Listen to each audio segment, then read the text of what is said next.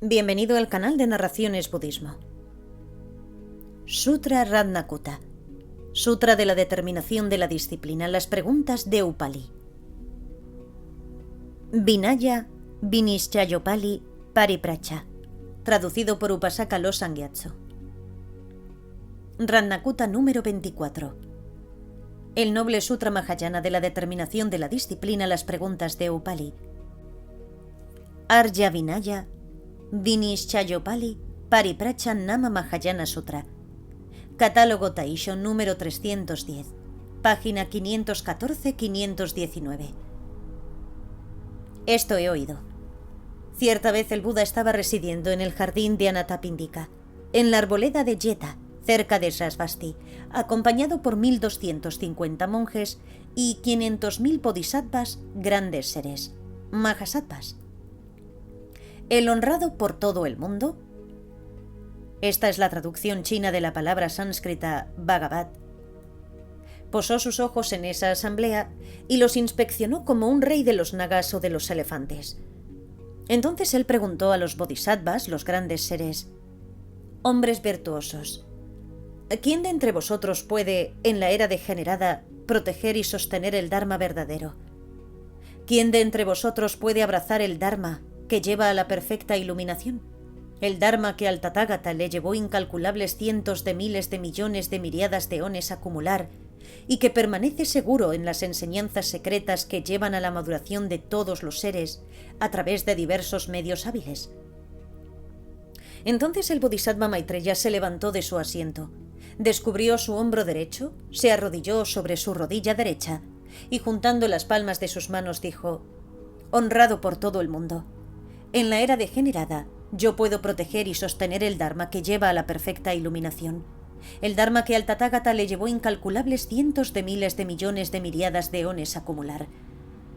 El Bodhisattva León de Sabiduría dijo: yo puedo permanecer con seguridad en la enseñanza secreta y llevar a los seres a la madurez por medio de diversos medios hábiles. El Bodhisattva Pensamiento Infinito dijo: yo puedo liberar a inexhaustibles reinos de seres debido a mis grandes votos. El Bodhisattva Digno de Alabanza dijo: yo puedo hacer que todos los seres que oigan mi nombre alcancen la madurez sin falta. El Bodhisattva Eliminando las obstrucciones dijo: yo puedo liberar a los seres de los grilletes de las impurezas. El Bodhisattva Estandarte de Sabiduría dijo: yo puedo librar a los seres del velo de la ignorancia. El Bodhisattva Estandarte de Sol dijo: yo puedo llevar a los seres constantemente a la madurez, dándoles paz y alegría. El Bodhisattva Buen Ojo dijo: yo puedo dar a los seres la paz y la felicidad que son suyas por naturaleza. El Bodhisattva Avalokiteshvara dijo: yo puedo sacar a los seres de los destinos miserables de la existencia. El Bodhisattva Virtud Universal dijo: yo puedo hacer que los seres se liberen recordando los sufrimientos que ellos padecieron en el pasado. El Bodhisattva Maravillosa Flexibilidad dijo: yo puedo llevar a la madurez a los seres inferiores, los que tienen poca sabiduría. El Bodhisattva Gran Poder dijo: yo puedo cerrar la puerta a todos los destinos miserables para los seres. El Bodhisattva Luz de Luna dijo: yo puedo dar a los seres la paz y felicidad última. El Bodhisattva Luz de Sol dijo: yo puedo llevar a la madurez a aquellos seres que aún no han madurado. El Bodhisattva Sin Impurezas dijo: yo puedo hacer que todos los seres vean colmadas sus aspiraciones. El Bodhisattva Sin Miedo dijo: yo puedo atraer a los seres al Dharma del Buda, alabándolos y beneficiándolos. El Bodhisattva Inmensurable dijo: yo puedo mostrarles a los seres la verdad no condicionada que subyace en todos los fenómenos. El Bodhisattva Intrepidez dijo: yo puedo crear cualquier tipo de manifestación que los seres quieran.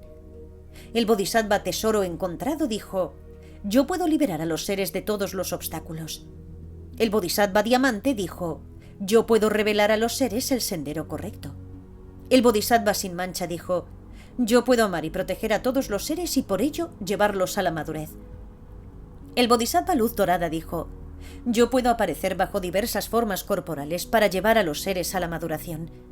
El Bodhisattva Red de Luz dijo: yo puedo aportar luz a los seres para eliminar las aflicciones en la era degenerada.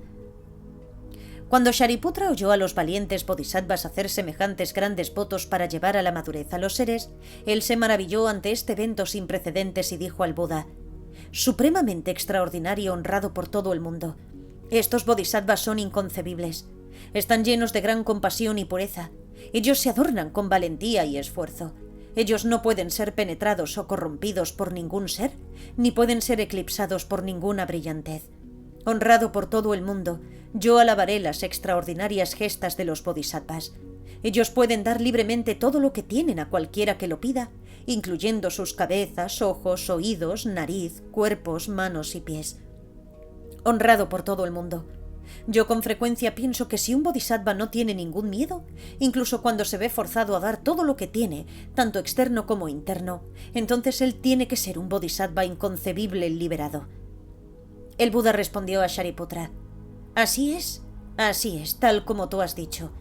Ningún oyente, ni ningún realizador solitario pueden conocer el estado de sabiduría, pureza y absorción meditativa en el cual están establecidos esos bodhisattvas. Shariputra, esos bodhisattvas, grandes seres, lo mismo que los Budas, pueden realizar acciones milagrosas para satisfacer los deseos de los seres mientras sus mentes permanecen sin ser perturbadas por ningún fenómeno. Si los seres se sienten atraídos por la vida en familia, si son arrogantes y descontrolados, esos bodhisattvas pueden aparecer como grandes hombres laicos de atractiva virtud para enseñar el Dharma a los seres de forma que puedan ser llevados a la madurez.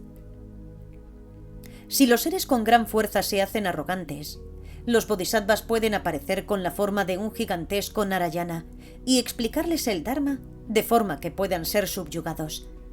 Si los seres desean buscar el nirvana, estos bodhisattvas pueden aparecer como oyentes y explicarles el Dharma de forma que puedan alcanzar la liberación. Si los seres desean contemplar la generación dependiente, los bodhisattvas pueden aparecer como realizadores solitarios y explicar el Dharma a esos seres para que puedan liberarse. Si los seres desean alcanzar la insuperable, completa y perfecta iluminación, estos bodhisattvas pueden aparecer como Budas y llevarlos a la sabiduría de un Buda, y así liberarlos. Así pues, Sariputra, estos bodhisattvas emplean diferentes medios hábiles para perfeccionar a los seres y hacen que todos ellos puedan permanecer seguros en el Dharma del Buda. ¿Por qué? Porque solo la sabiduría de un Tathagata puede dar el fruto de la liberación y del nirvana último. No hay otro vehículo capaz de llevar a uno a la salvación. Es por esta razón por la que el Tathagata es llamado un Tathagata. Tathagata quiere decir el asido, pues ha ido a la otra orilla, la orilla del nirvana último, el nirvana sin residuos, cruzando el océano lleno de peligros de la existencia cíclica. Puesto que el Tathagata conoce la talidad tal como es, él es llamado un Tathagata. Puesto que él puede hacer todo lo que los seres quieren, él es llamado un Tathagata. Puesto que él ha perfeccionado la raíz de todo lo virtuoso y ha cortado la raíz de todo lo no virtuoso, él es llamado un Tathagata. Puesto que puede enseñar a los seres el sendero a la liberación, él es llamado un Tathagata. Puesto que puede hacer que los seres se aparten de los senderos erróneos y que permanezcan en el sendero correcto, él es llamado un Tathagata. Puesto que puede explicar el significado verdadero de la vacuidad de todos los fenómenos, él es llamado un Tathagata. Shariputra, un bodhisattva conoce las diversas aspiraciones de los seres y, exponiendo el Dharma de forma acorde, los libera. Él revela la verdadera sabiduría a la gente ignorante. Él puede crear todo tipo de portentos ilusorios sin afectar al reino de la realidad, esto es al Dharmadhatu, y hacer que los seres se vayan moviendo gradualmente hacia la orilla del nirvana. Además, Shariputra, un bodhisattva laico que mora en la bondad y la no violencia, debería de practicar dos clases de generosidad. ¿Qué dos tipos? El primero es regalar el Dharma. El segundo consiste en regalar cosas materiales. Un bodhisattva que ha abandonado la vida en familia debería de practicar 4 tipos de generosidad. ¿Qué 4? Dar plumas con las que poder copiar los sutras, dar tinta, dar escrituras, dar enseñanzas sobre el Dharma. Un bodhisattva que ha alcanzado la realización de la no verdadera producción de los fenómenos siempre debería de estar dispuesto a dar de 3 formas. ¿Qué 3? Dar su trono, dar su esposo e hijo, dar su cabeza, ojos y miembros, dar así la mayor, la más maravillosa generosidad. Shariputra preguntó al Buda: honrado por todo el mundo, ¿Esos bodhisattvas no temen el deseo, el odio y la ignorancia? El Buda contestó: Shariputra, todos los bodhisattvas deberían de cuidarse contra dos roturas de la disciplina. ¿Qué dos? En primer lugar, romper la disciplina movido por el odio. En segundo lugar, romper la disciplina movido por la ignorancia. Ambas son rupturas graves. Shariputra, si una ruptura de la disciplina es cometida debido al deseo, es una falta leve, una falta sutil, pero difícil de eliminar.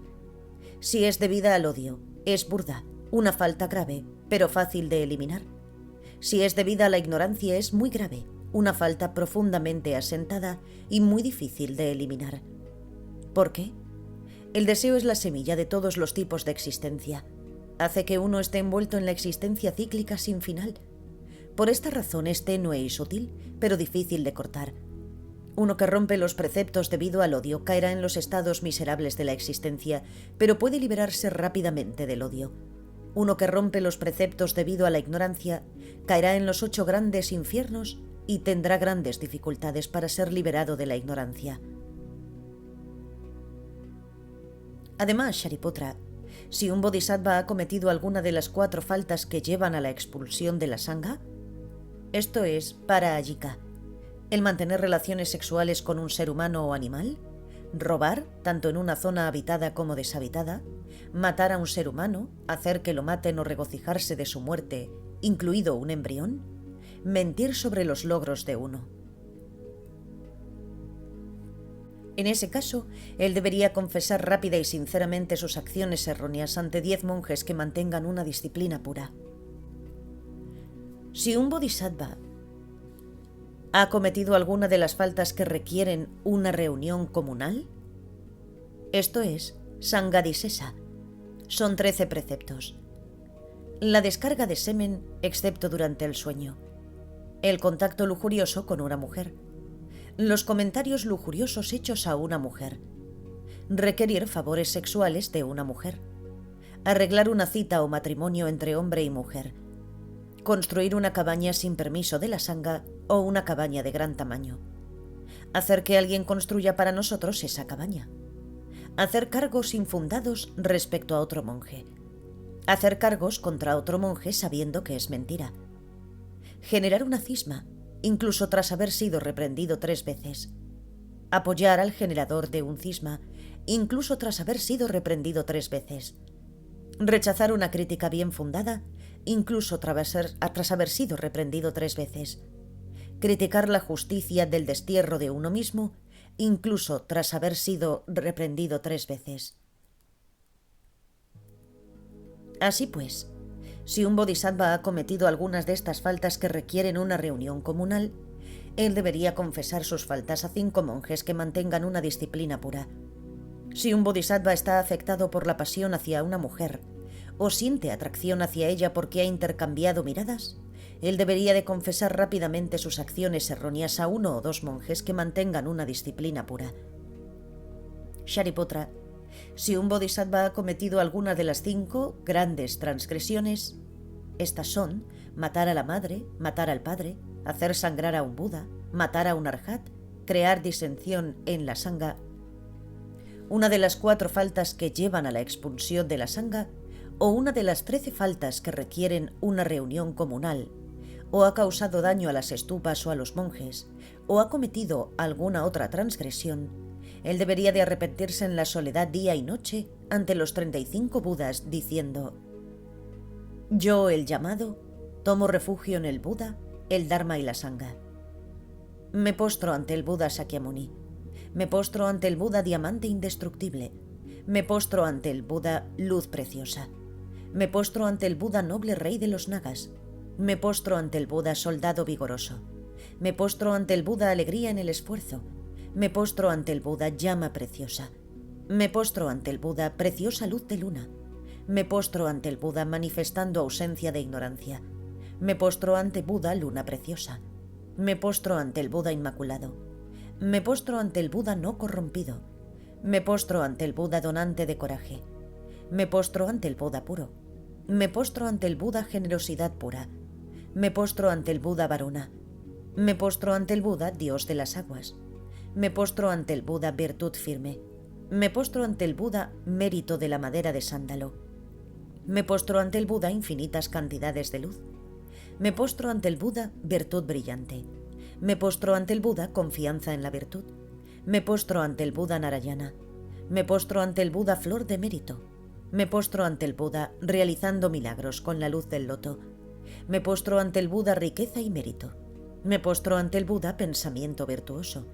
Me postro ante el Buda, buena reputación y mérito. Me postro ante el Buda, rey del estandarte rojo llameante. Me postro ante el Buda, discurriendo bien en los méritos. Me postro ante el Buda, vencedor en las batallas. Me postro ante el Buda, buen caminante. Me postro ante el Buda, rodeado por méritos gloriosos. Me postro ante el Buda, caminando entre flores preciosas. Me postro ante el Buda, rey, que reside bien entre lotos preciosos y árboles sala. Que puedan estos y todos los demás Budas, los honrados por todo el mundo de todos los universos de las 10 direcciones, permanecer por siempre en el mundo. Que puedan tener compasión de mí.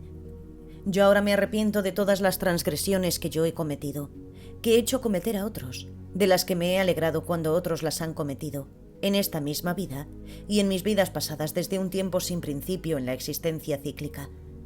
Yo me arrepiento de haber robado lo ofrendado a las estupas, de haber robado a los monjes o de haber robado las posesiones comunes de la sangha en las 4 direcciones. Acciones que he cometido yo mismo, que he animado a otros a cometer o de las que me he alegrado cuando otros las cometieron. Yo me arrepiento de haber cometido las 5 grandes transgresiones. Estas son matar a la madre, matar al padre, hacer sangrar intencionadamente a un Buda, matar a un arhat, crear división en la sangha. De haber instado a otros a cometerlas o de alegrarme cuando otros las han cometido.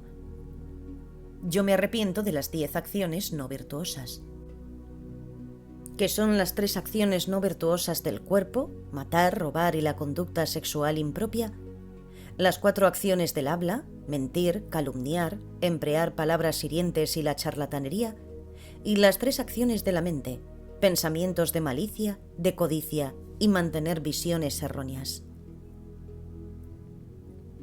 las cuales yo he cometido, he animado a otros a cometer, o me he regocijado cuando otros las cometieron. Yo me arrepiento de las acciones erróneas cometidas, las cuales, las haya ocultado yo o no, harán que yo caiga en los estados desafortunados de la existencia, renaciendo entre los seres infernales, los fantasmas hambrientos y los animales, o que causarán que yo nazca en una tierra fronteriza, como un ser de casta baja, un ser con sentidos deficientes o una tierra de bárbaros. Que puedan los Budas, los honrados por todo el mundo, ser mis testigos y cuidar de mí. En presencia de los Budas, los honrados por todo el mundo, yo diré: si en esta vida o en mis otras vidas pasadas yo he plantado alguna raíz de virtud, tales como las raíces de virtud de la generosidad, incluso dando un solo bocado a un animal, de la observación de la moralidad, de llevar una vida pura, de ayudar a los seres y de cultivar el pensamiento de la iluminación y la insuperable sabiduría. El pensamiento de la iluminación se refiere a la bodhicitta. Entonces yo reúno todas esas raíces de mérito, las calculo, mido y dedico a la insuperable, completa y perfecta iluminación de todos los seres. Yo haré la misma dedicación exactamente tal como es hecha por los Budas del presente, pasado y futuro. Yo me arrepiento ahora de todas mis transgresiones y me regocijo en todas las realizaciones de los otros y en las virtudes de los Budas, que pueda yo alcanzar la insuperable sabiduría. Los Budas del pasado, presente y futuro son los supremos entre todos los seres. Yo ahora tomo refugio y rindo homenaje a los inmensurables océanos de virtud. Por consiguiente, Shariputra, en primer lugar, el Bodhisattva debería de contemplar a estos 35 Budas con atención unipuntual y entonces rendir homenaje a todos los Tathagatas y de este modo arrepentirse con una mente pura. Si sus transgresiones han sido purificadas, los Budas aparecerán inmediatamente ante él. Además, para liberar a los seres, sin llegar a afectar el reino de la realidad, los bodhisattvas se manifestarán bajo formas diferentes para colmar los diversos deseos de los seres, liberándolos por medio de ello. Shariputra, si un bodhisattva entra en la absorción meditativa, samadhi, de la gran compasión, Él puede aparecer en los reinos infernales, en el de los animales o en el reino de llama, para llevar a la madurez a los seres. Si él entra en la absorción meditativa de la gran magnificencia, él puede aparecer como un ser respetable para llevar a los seres a la madurez. Si él entra en la absorción meditativa de la supremacía, él puede aparecer como un monarca universal para llevar a los seres a la madurez. Si entra en la absorción de la excelencia brillante, puede aparecer con la forma maravillosa de Sakra o de Brahma para llevar a los seres a la madurez. Si entra en la absorción meditativa de una dirección, puede aparecer como un oyente para llevar a los seres a la madurez. Si entra en la absorción meditativa de la pureza, él puede aparecer como un realizador solitario para llevar a los seres a la madurez. Si entra en la absorción meditativa de la tranquilidad, puede aparecer como un Buda para llevar a los seres a la madurez. Si entra en la absorción meditativa del libre imperio sobre todos los fenómenos, puede manifestar todo tipo de formas a su albedrío para llevar a los seres a la madurez. Un bodhisattva puede aparecer como Sakra, Brahma o como un monarca universal para llevar a los seres a la madurez, pero él no afecta al reino de la realidad haciendo eso. ¿Por qué? Porque aunque él aparece bajo todas las formas para colmar los deseos de los seres, él no ve ninguna forma corporal ni ningún ser, puesto que ambos son inaprensibles. Shariputra, ¿qué piensas? ¿Puede un pequeño chacal rugir como un león? Shariputra contestó: no honrado por todo el mundo. Buda dijo: ¿puede un burro llevar la misma carga pesada que es portada por un gran elefante? Shariputra contestó: no honrado por todo el mundo. Buda: ¿puede una persona pobre y humilde inspirar tanta reverencia y ser tan libre como Sakra o Brahma? Shariputra: no honrado por todo el mundo. Buda: ¿puede un pájaro pequeño elevarse tan alto como un poderoso Garuda de alas doradas, el rey de los pájaros? Shariputra: no honrado por todo el mundo. El Buda dijo: similarmente, Shariputra, debido a la sabiduría y renunciación, los bodhisattvas que han acumulado raíces de mérito y que poseen coraje pueden purificar sus transgresiones, pueden verse libres de la preocupación y del remordimiento, y por ello pueden ver a los Budas y alcanzar las absorciones meditativas. Sin embargo, la gente común, los oyentes y los realizadores solitarios, no pueden librarse de los obstáculos causados por sus transgresiones. Si un bodhisattva repite los nombres de esos Budas y hace las 3 cosas mencionadas antes, esto se refiere a contemplar los 35 Budas, rendir homenaje a todos los Tathagatas y arrepentirse con una mente pura, día y noche, él puede erradicar sus faltas, quedar libre de preocupaciones y de remordimientos y puede alcanzar las absorciones meditativas. En aquel tiempo Upali emergió de la concentración y fue a ver al Buda. Después de postrarse tocando con su cabeza los pies del Buda y de dar 3 vueltas hacia la derecha en torno al Buda, se sentó y le dijo: honrado por todo el mundo. Yo estaba sentado solo, meditando en un lugar tranquilo, y surgió este pensamiento. Cuando el honrado por todo el mundo estaba explicando los votos de liberación individual, los votos pratimoksha, a los oyentes, realizadores solitarios y bodhisattvas, él dijo: vosotros deberíais dar vuestro cuerpo y vida antes que faltar a los preceptos. Honrado por todo el mundo. ¿Cómo deberían de ser los votos de liberación de los oyentes y realizadores solitarios? ¿Y cómo deberían de ser los votos de liberación de los bodhisattvas mientras el Buda permanece en el mundo y después de que él entre en el parinirvana? El honrado por todo el mundo dice que yo soy el más destacado en la observación de los preceptos. ¿Cómo debería de entender el significado sutil de la disciplina? Si yo personalmente la oigo del Buda y la acepto y practico hasta que alcance la ausencia de miedo, entonces yo podré explicarla detalladamente a otros. Ahora que los bodhisattvas y los monjes de los lugares más diversos se han reunido aquí, ¿podría el Buda hablar ampliamente sobre la disciplina perfecta para resolver nuestras dudas? Acto seguido, el honrado por todo el mundo dijo a Upali: ahora, Upali, deberías saber que los preceptos puros observados por los bodhisattvas y aquellos observados por los oyentes son diferentes, tanto en propósito como en su práctica. Upali, un precepto puro observado por un oyente puede ser una grave ruptura de la disciplina para un bodhisattva. Un precepto puro observado por un bodhisattva puede ser una grave ruptura de la disciplina para un oyente. ¿Qué es un precepto puro para un oyente, pero que supone una grave ruptura de la disciplina para un bodhisattva?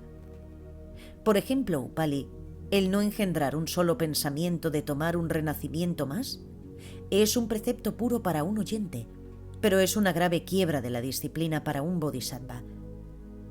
¿Qué es un precepto puro para un bodhisattva, pero que es una grave ruptura de la disciplina de un oyente?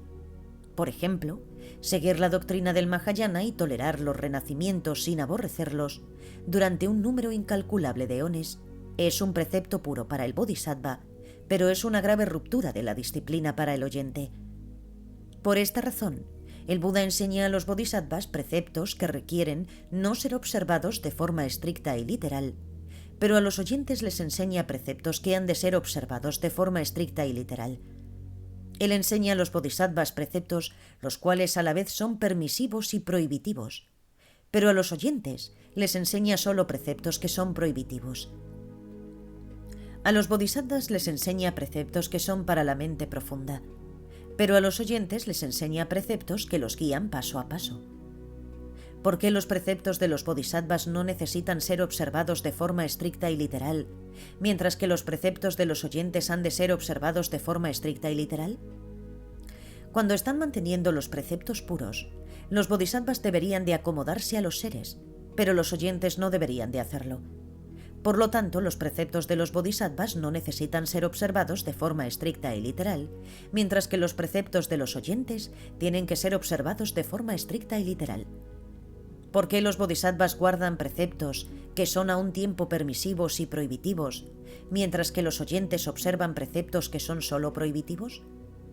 Si un bodhisattva que ha tomado la determinación de practicar el Mahayana rompe un precepto por la mañana, pero no abandona su determinación de buscar la omnisciencia a mediodía, su cuerpo de disciplina permanece sin destruirse.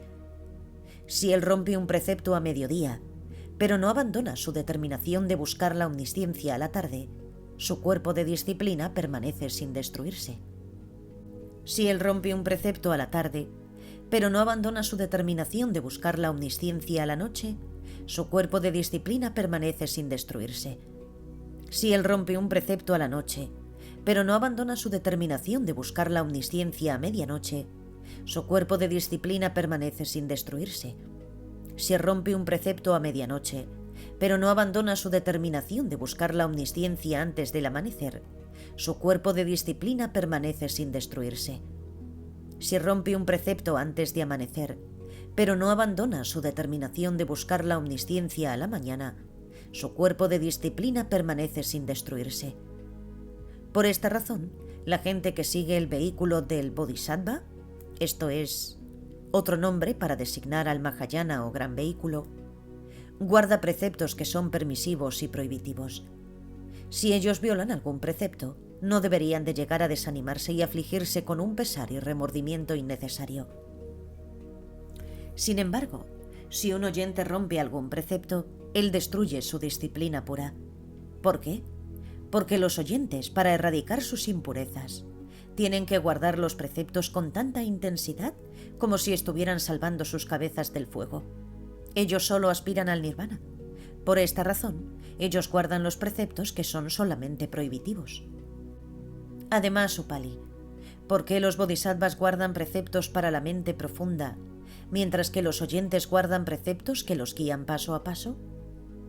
Incluso aun en el caso de que los bodhisattvas disfruten de los 5 placeres de los sentidos con una libertad libre de restricciones, durante eones tan numerosos como las arenas del Ganges, mientras ellos no abandonen su mente a la iluminación, se dice que no rompen los preceptos. ¿Por qué? Porque los bodhisattvas son diestros en la protección de su mente de la iluminación y permanecen seguros en ella. Ellos no están afligidos por las pasiones ni tan siquiera en sueños. Además, ellos deberían de desarraigar gradualmente sus impurezas en lugar de eliminarlas todas en el lapso de una sola vida. Por el contrario, los oyentes maduran sus raíces de virtud tan rápidamente como si estuvieran salvando sus cabezas del fuego.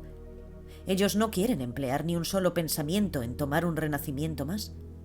Por esta razón, los seguidores del Mahayana guardan los preceptos para la mente profunda, preceptos los cuales son ambos permisivos y prohibitivos, y los cuales no necesitan ser observados de forma estricta y literal. Por el contrario, los oyentes guardan preceptos los cuales los guían paso a paso, que son solo prohibitivos y que tienen que ser observados de forma estricta y literal. Upali.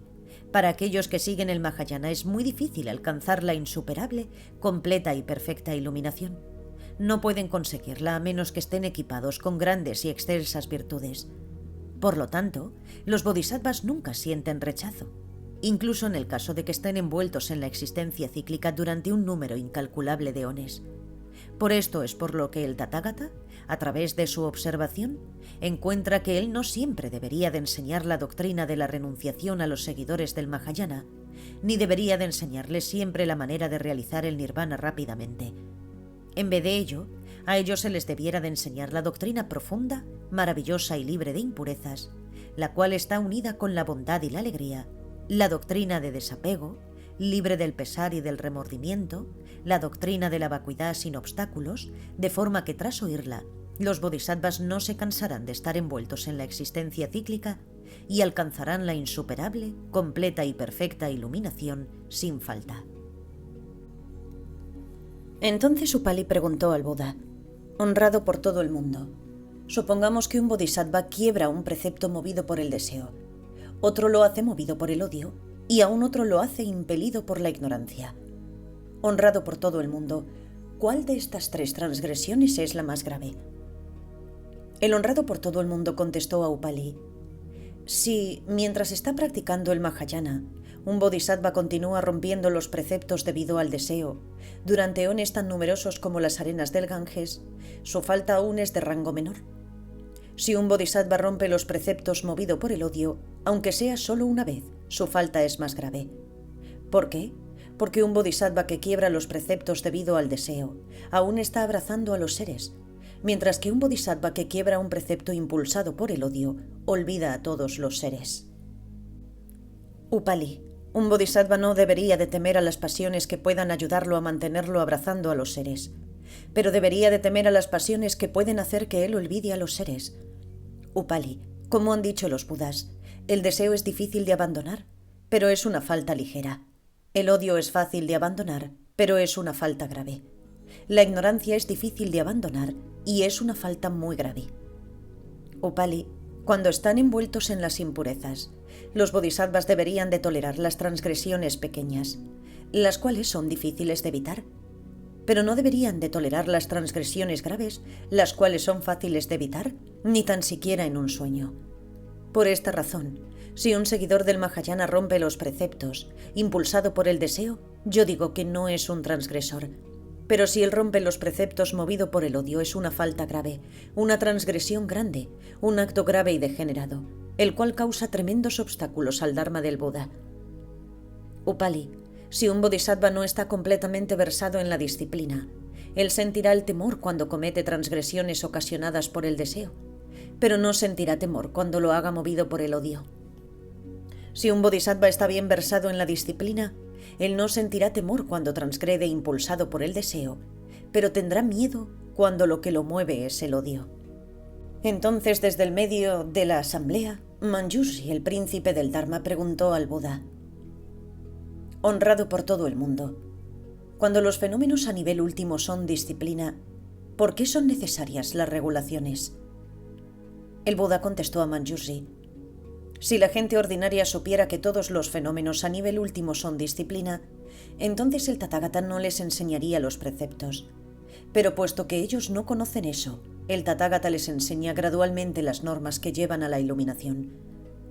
Upali dijo al Buda: honrado por todo el mundo, el Tathagata ha pronunciado un discurso sobre la disciplina perfecta, pero Manjushri no ha dicho nada sobre ese tema. ¿Podría el honrado por todo el mundo ordenar a Manjushri que lo explique brevemente? El Buda dijo a Manjushri: ahora tú deberías de exponer el significado sutil de la disciplina última. Upali estará feliz oyéndolo. Manjushri, el príncipe del Dharma, dijo a Upali: cuando la mente está quieta, todos los fenómenos a nivel último son quietud. Esto es llamado la disciplina última. No se puede encontrar ningún fenómeno que tenga una entidad propia cuando la mente no está mancillada o apegada. Esto es llamado la disciplina del no arrepentimiento. Todos los fenómenos son puros por naturaleza cuando la mente no está engañada. Esto es llamado la disciplina. Todos los fenómenos son talidad cuando la mente no alberga ningún tipo de visión. Esto es llamado la disciplina pura. Ningún fenómeno viene o va cuando la mente no discrimina. Esto es llamado la disciplina inconcebible. Ningún fenómeno permanece o se aferra cuando la mente cesa momento a momento.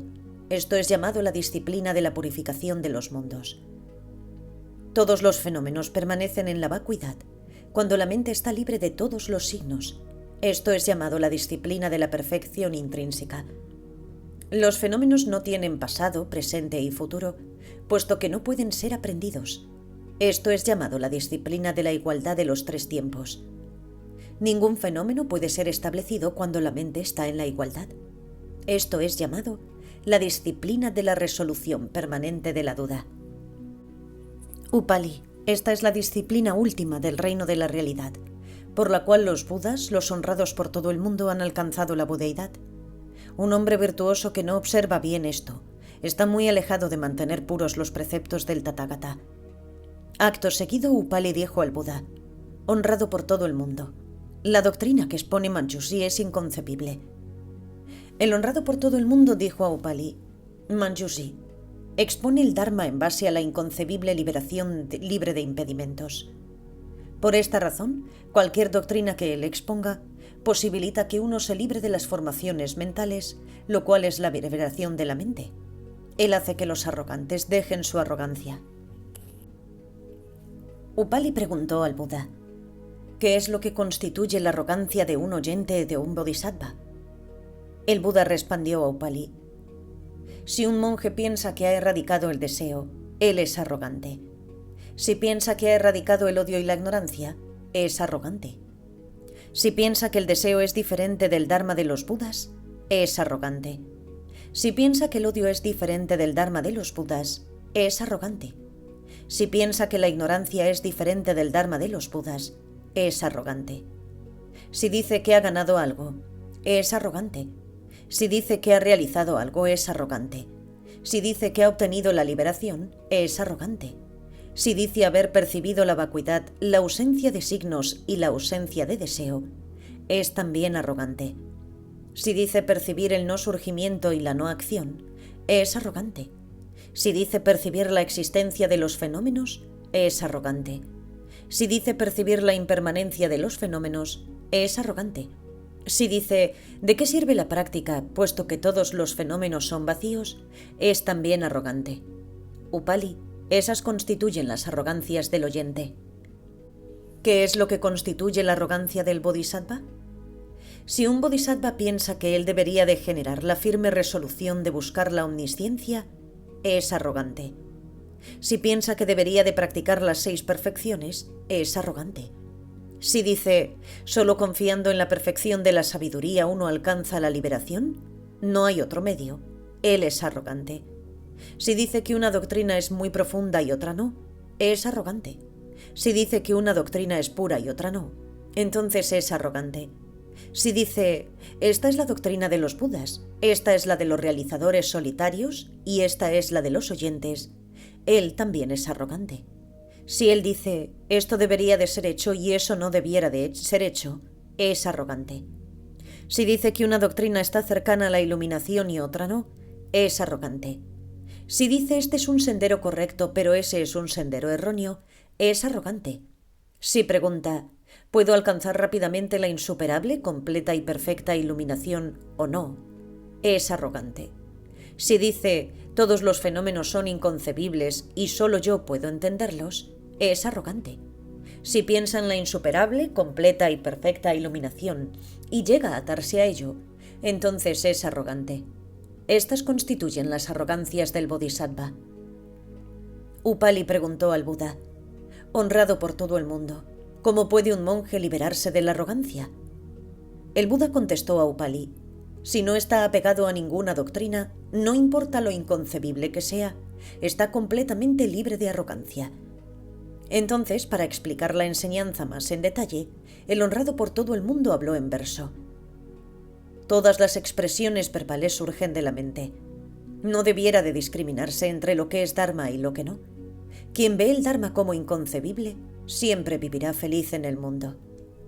Al estar engañados, los hombres ordinarios son hechos girar por sus propias mentes. Durante eones, ellos giran y giran en los diversos reinos de la existencia cíclica.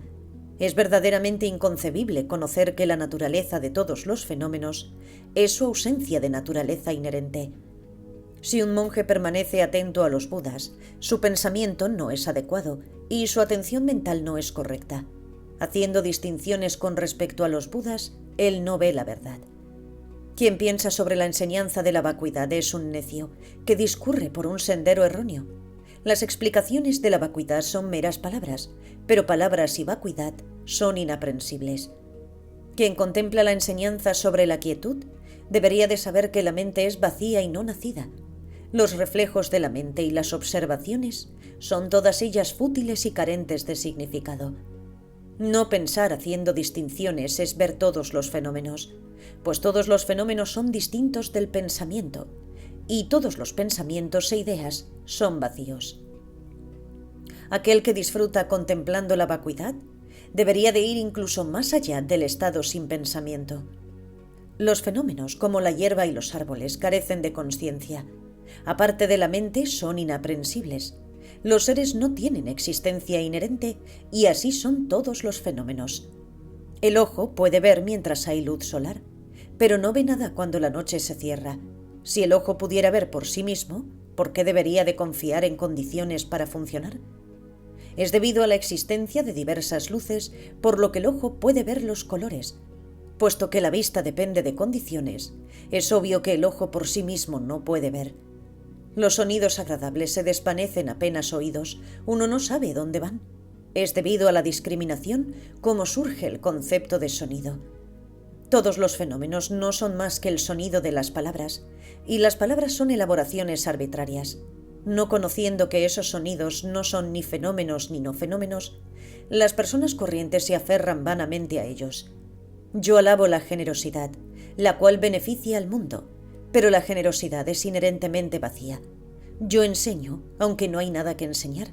El Dharma del Buda es sin duda inconcebible. Yo frecuentemente alabo la observación de los preceptos puros, pero nunca hay un ser que rompa los preceptos. La quiebra de los preceptos es vacía por naturaleza, y lo mismo sucede con la observancia de los preceptos. Yo digo que la paciencia es excelente, pero la paciencia está separada de la visión y no surge por naturaleza. No hay realmente nada que cause enfado. Realizar esto es llamado la paciencia suprema.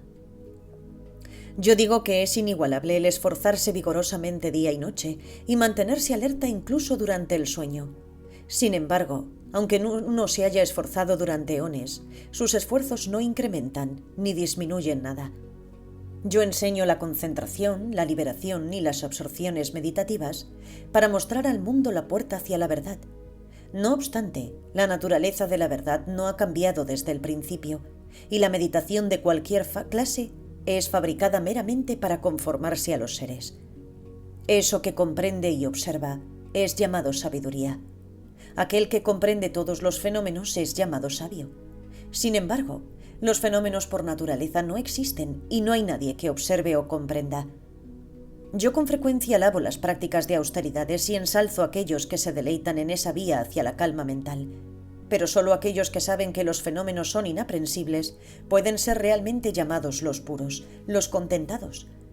Yo describo los sufrimientos en los infiernos de forma que incontables seres puedan aborrecer el caer en los reinos terribles tras la muerte.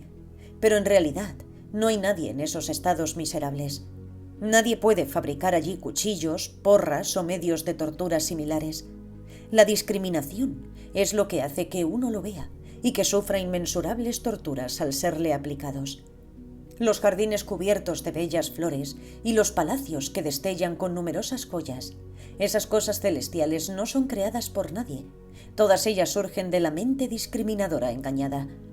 El mundo engañoso lo es debido a los fenómenos ficticios, los cuales confunden a uno, quien está apegado a ellos. Es lo mismo que si uno discriminara entre espejismos, aceptando unos y rechazando otros. Así son ellos, vacíos. Yo digo que es supremo el beneficiar a los mundos generando el firme propósito de alcanzar la iluminación, pero realmente la iluminación no puede ser aprendida, y no hay nadie que haya tomado la determinación de alcanzarla. La mente por naturaleza siempre es pura y luminosa.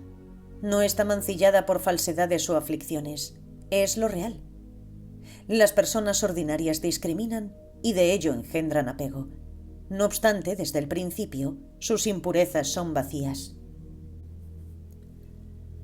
La naturaleza de todos los fenómenos es la quietud.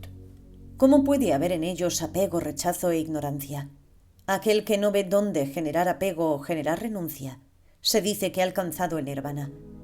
Puesto que la mente nunca ha sido verdaderamente impura, es posible alcanzar la gran iluminación. Esforzándose en las diversas prácticas del Dharma durante eones incontables, yo he liberado a miríadas de seres. Sin embargo, los seres no pueden ser aprehendidos, y en realidad ningún ser ha sido liberado. Si un mago poderoso conjura una gran multitud de billones de seres y entonces los vuelve a destruir, no se les ha hecho ningún daño o ningún bien a todas esas criaturas mágicamente creadas. Todos los seres son ilusorios, son como una ilusión mágica. No pueden ser encontradas las fronteras o los límites. Quien conoce esta ausencia de límites nunca se cansará de vivir en el mundo. A quien conoce la realidad de todas las cosas, el estar envuelto constantemente en la existencia cíclica es el nirvana. En medio de las aflicciones no es manchado. Es solo para domar a los seres, por lo que él habla de renunciar a los deseos. Es insuperablemente compasivo. Él beneficia a todos los seres, pero no hay realmente ninguna persona o vida. El beneficiar a los seres, sean vistos o no, sin duda que es difícil, es una gran maravilla. Uno puede consolar a un niño con un puño vacío, diciendo que contiene algo para él, si bien el niño puede volver a llorar cuando se abre la mano y no aparece nada. Similarmente, los budas inconcebibles doman a los seres empleando medios hábiles. Mientras ellos saben que la naturaleza de los fenómenos es la vacuidad, fabrican nombres para beneficio del mundo. Ellos te instigan con gran bondad y compasión diciendo: en mi Dharma está la felicidad suprema, abandona la vida en familia y a tus seres queridos. Entonces conseguirás el fruto excelente visto por un monje mendicante. Después de que uno abandona la vida en familia y practica el Dharma sinceramente, él a través de su práctica finalmente alcanza el nirvana. Entonces él reflexiona profundamente en la verdad de todos los fenómenos y para maravilla suya, él descubre que allí no hay ningún fruto que realizar. No hay ningún fruto y no obstante hay realización. Él comienza a maravillarse. Qué maravilloso es que el insuperablemente compasivo, el león de los hombres, sea tan hábil enseñando el Dharma de conformidad a la realidad. Todos los fenómenos son vacíos como el espacio, pero él establece numerosos nombres, palabras y doctrinas. Él habla de meditación y de liberación. Él habla de raíces, poderes e iluminación. Pero desde el mismo principio, esas raíces y poderes no surgen, ni existen la meditación ni la liberación. Sin forma material, sin figura e inaprensibles, esas cosas son solo medios hábiles para iluminar a los seres. Cuando yo hablo de la práctica que conduce a la realización, yo quiero decir desapego de todas las formas. Si alguien dice que ha realizado algo, él está lejos de alcanzar el fruto del monje mendicante. Ningún fenómeno posee una entidad propia. ¿Qué hay que pueda ser realizado? Las así llamadas realizaciones no son finalmente ningún logro. Entender esto es llamado logro. Aquellos que han obtenido el fruto se dice que son superiores. Pero yo digo que los seres son no nacidos desde el principio. Puesto que en primer lugar no hay ningún ser, ¿cómo puede haber alguien que realice el fruto? Si la semilla no es plantada, ¿cómo puede aparecer un brote incluso en un campo de labor fértil? ¿Cómo puede llegar la realización si realmente no hay un ser? Todos los seres son por naturaleza quietud y nadie puede encontrar sus orígenes. Quien comprende esta doctrina estará para siempre en el parinirvana. De los incontables budas del pasado, ninguno pudo liberar a los seres. Si los seres fueran verdaderamente existentes, nadie podría haber alcanzado el nirvana. Todos los fenómenos son quietos y vacíos. Nunca ha surgido un fenómeno. El que puede ver todos los fenómenos de esta forma ya ha trascendido los 3 reinos. Esta es la iluminación libre de obstáculos de los budas. No obstante, a nivel último, allí nada existe. Si uno conoce esta doctrina, yo digo que él está libre de los deseos.